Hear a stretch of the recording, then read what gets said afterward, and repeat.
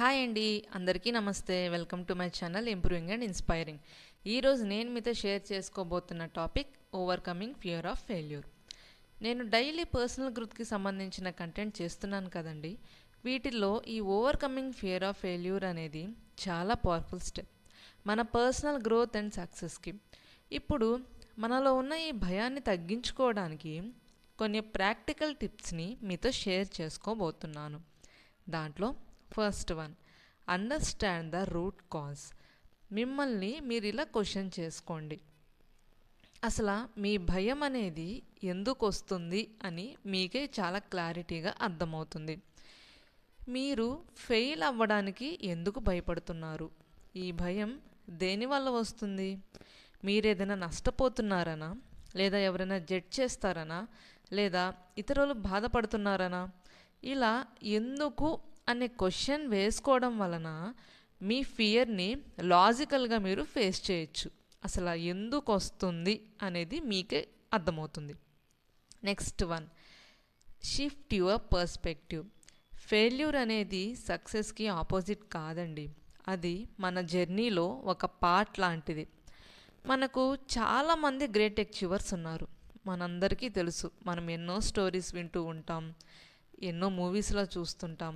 Like Thomas Edison, opera Winfrey, Steve jobs.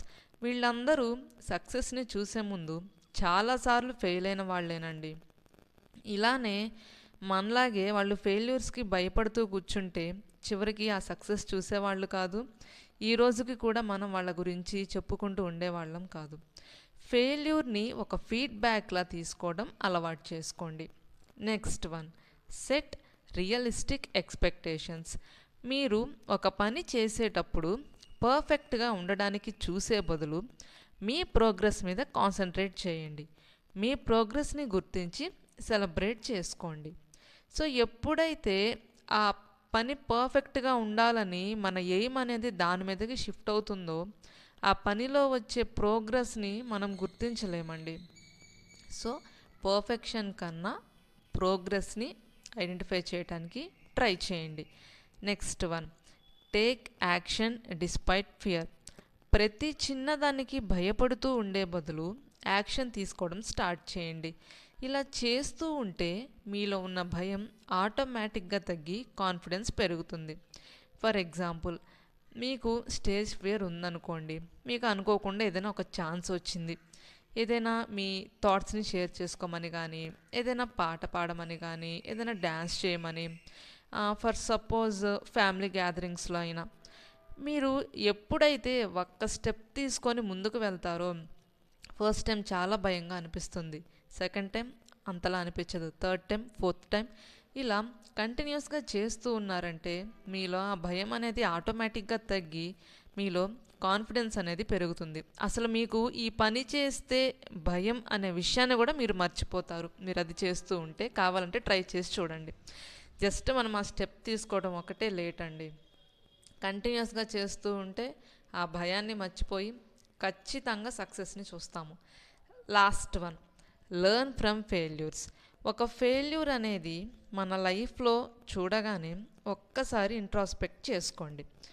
అసలు నేను చేసిన పనిలో ఏది వర్క్ అయ్యింది, ఏది వర్క్ అవ్వలేదు, ఇంతకంటే డిఫరెంట్గా నేనేం చేయగలను? మన ఫెయిల్యూర్ మనకు ఖచ్చితంగా ఏదో ఒకటి నేర్పిస్తూనే ఉంటుందండి. మనకు ఎన్ని ఫెయిల్యూర్స్ వస్తే మనం అంత ఇంప్రూవ్ అవుతాం.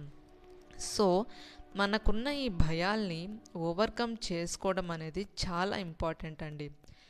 మెయిన్గా వచ్చేసి రూట్ కాజ్ని అర్థం చేసుకోవటం, మన పర్స్పెక్టివ్ని షిఫ్ట్ చేసుకోవడం, దానికి తగ్గ యాక్షన్ తీసుకోవడం, ఏదైనా ఫెయిల్యూర్ వచ్చినప్పుడు దాన్ని ఒక లెసన్లా తీసుకోవడం, దాన్ని ఇంప్రూవ్ చేసుకుంటూ ముందుకు వెళ్ళడం.